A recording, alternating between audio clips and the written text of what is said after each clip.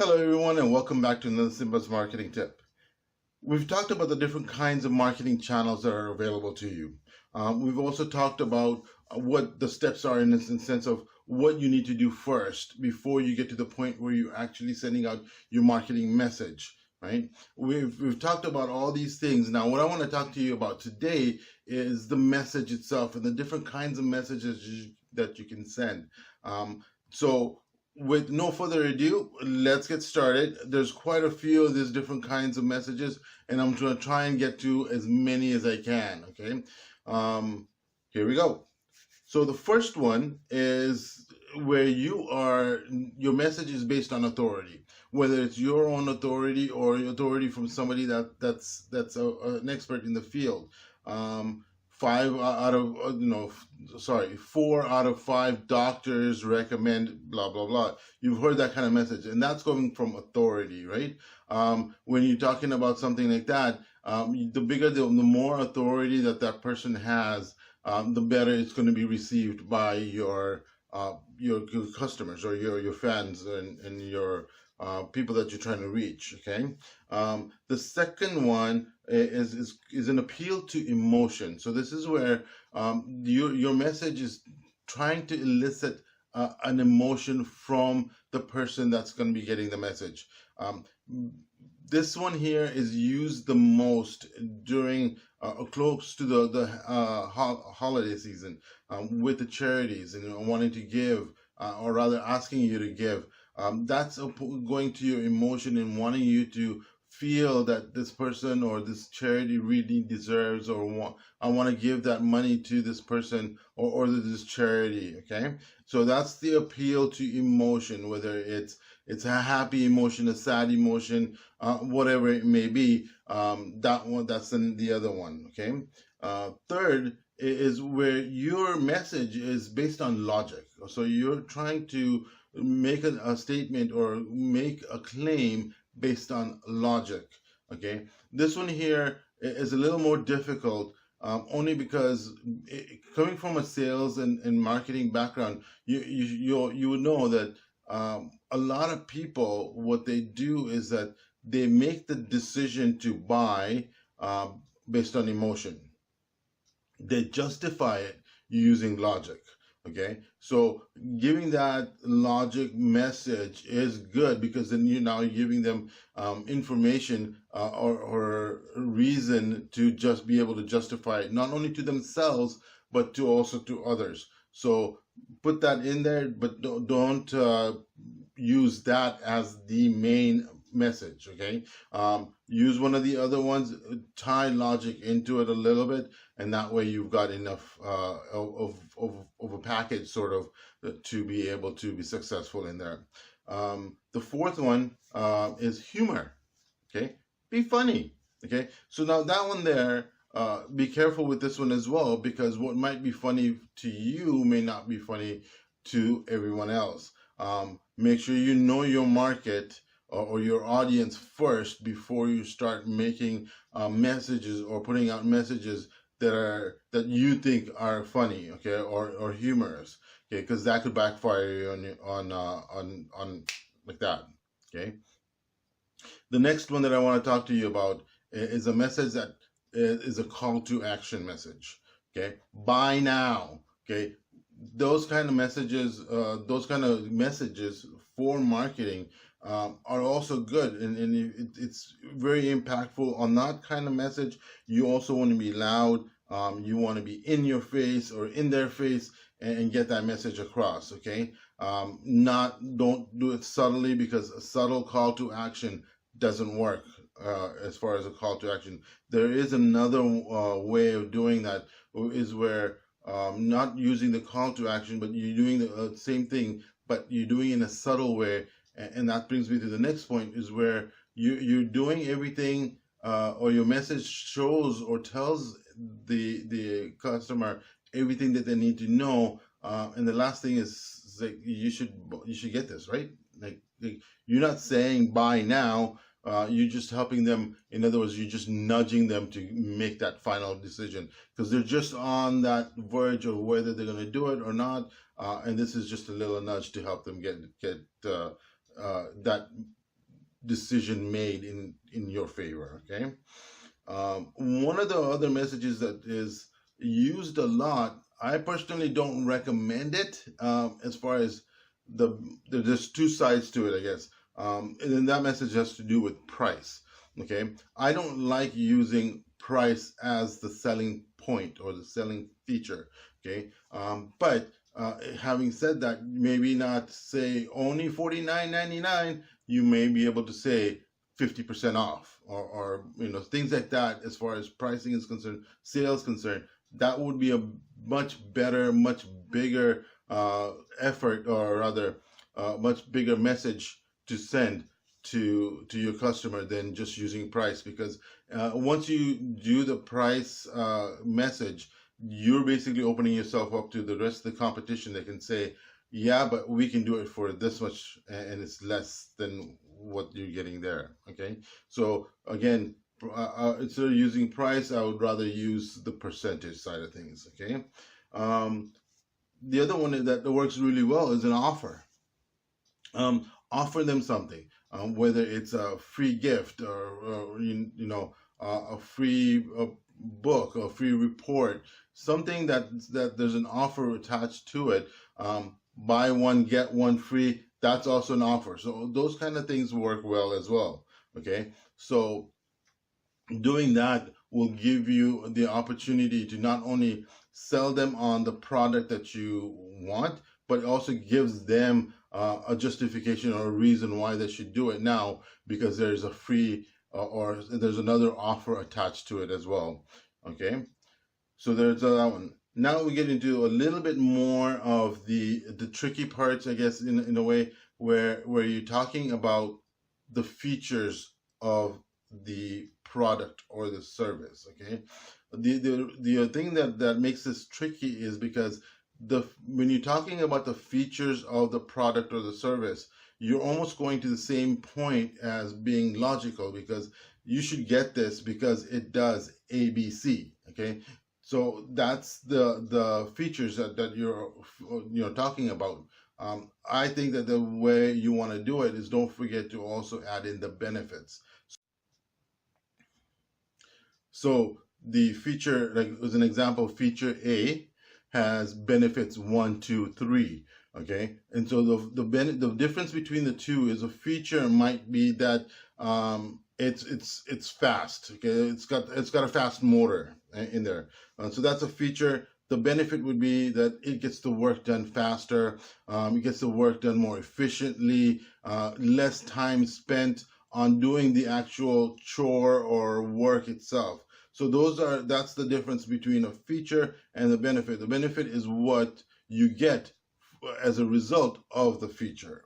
Okay, so there's that. Okay, so make sure that when you are doing or writing your message or sending out your message, whether it be however you're doing it, you incorporate that as well, because that gives them the emotional side of why I should do it, because I want to get my work done faster. But at the same time gives you the logic part of it, where it says it's a faster motor. That's why I got this. Okay, so things like that. Quality is another one.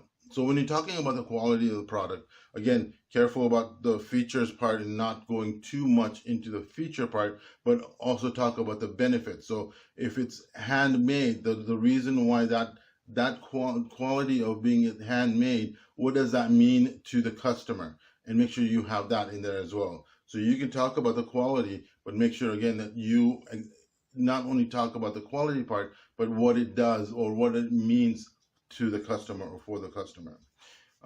Another message type that works really well is storytelling. Tell a story of what your product does or how it solves a problem. Okay, so you might show somebody, or when I'm talking about this, maybe it's a video as in a commercial, or it could be written text, or even in pictures. You start off with someone having this problem, enter your product or your service, the problem is gone. So beginning, middle, end is really important when you're doing the storytelling.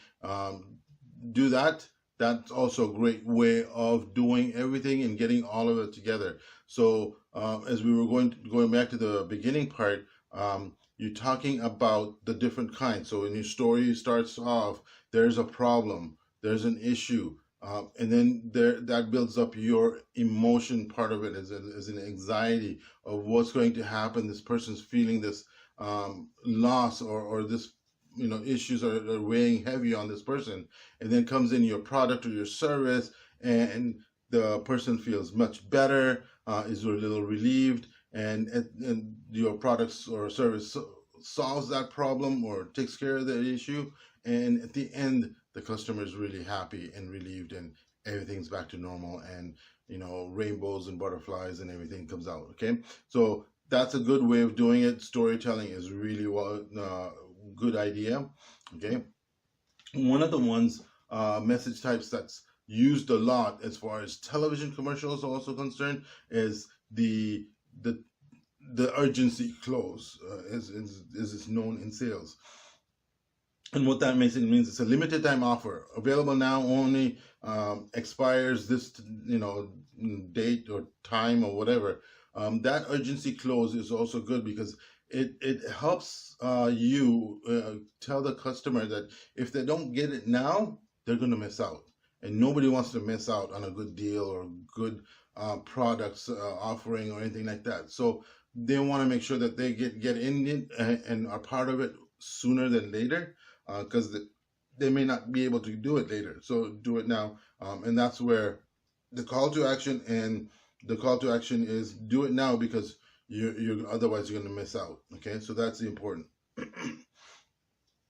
One of the other things that a lot of businesses do, and this is done really well for, or rather has been done well for a lot of customers or businesses, and that's basically overcoming some of the objections that the customer might have about your product and service in your message, right? So a lot of times when you're talking about your message, there's the inclination or the thought from the customer regularly, but is that, yeah, but I don't really need it, or it costs too much, or whatever it may be.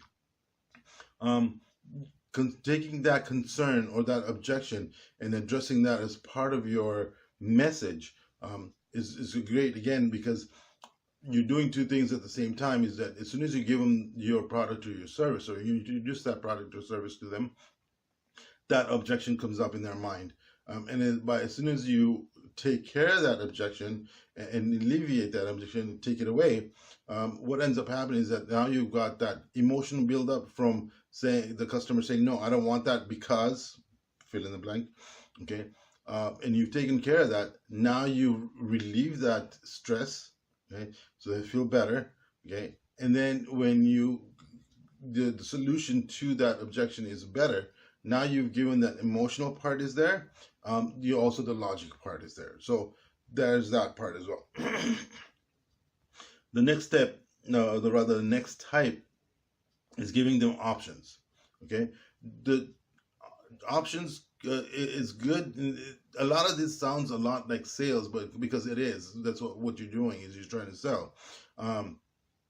You have an option of whether you want to, for example, it's available or we deliver to you, you can pick it up, or things like that is good. Different options as far as take Visa, MasterCard, American Express. That's another option. The option of being able to use your product regardless of whether it's in the morning, in the afternoon, in the evening, late at night. It works whether there's light or there's no light. It's easy to use, unlike some of the other products out there, because it has this functionality and this functionality and this functionality that does 1, 2, 3, 4 things for you. Okay, so the choices are important. Giving the customer a lot of choices. Don't give them too many choices, because that'll make it confusing as well. But give them 2 or 3 options of choices that they can make, and that'll help your message get across as well. Okay. Now, there's just 2 parts where it's called, one is called signaling and the other one's called counter signaling. Okay. Now, the difference between two is the signaling part is when you're your product is placed in a way that says, if that person's doing it, I want it too, right? So you're signaling the, um, keeping up with the Joneses sort of kind of concept. If a famous celebrity is using your product, they want to use it. They should be using it too, because it's somewhat of an endorsement um, from that celebrity. They're using it, so I want to use it too. So that's a direct signal. The counter signaling would be something that's using the opposite of saying, we do ABC, right? In other words, we are a multi-million-dollar company. We've been around for many, many years, but that's not how we started. We started with my grandfather or great grandfather that started the business in his garage and grew from there to where now we're here, right? So that basically, the counter signal is that gives you the opportunity to brag about how big you are, for example, but also do the opposite part of it and explain your beginnings and how you started off in small and out of a garage, sort of. And that basically, what that does is that it gives the consumer that feeling of saying, hey, they maybe they are a big company, but they start off small, just like me, and I can work with that, or I can appreciate that, and that's why I want to give them my money for this product or service. Okay, so again, going back and summing it all up, there's way more different kinds of types of messages that you can send. Bottom line comes down to those first three that I talked about, whether it's appealing to their emotion, whether it's logic, or to their authority. Those three are the key, and then everything else, the different kinds that are available out there, they just basically tie into one of those three. Okay, I hope that helped. I hope that gives you a little bit of information. If you have any questions, need help with your marketing message, give us a call. Reach out to us. We'll be able to help you out, or more than happy to help you out in your efforts as well. Okay, thank you for joining us today. Make sure you check out all the other videos we have on this channel. Subscribe, share, like, and as usual, thank you for joining us, and see you soon.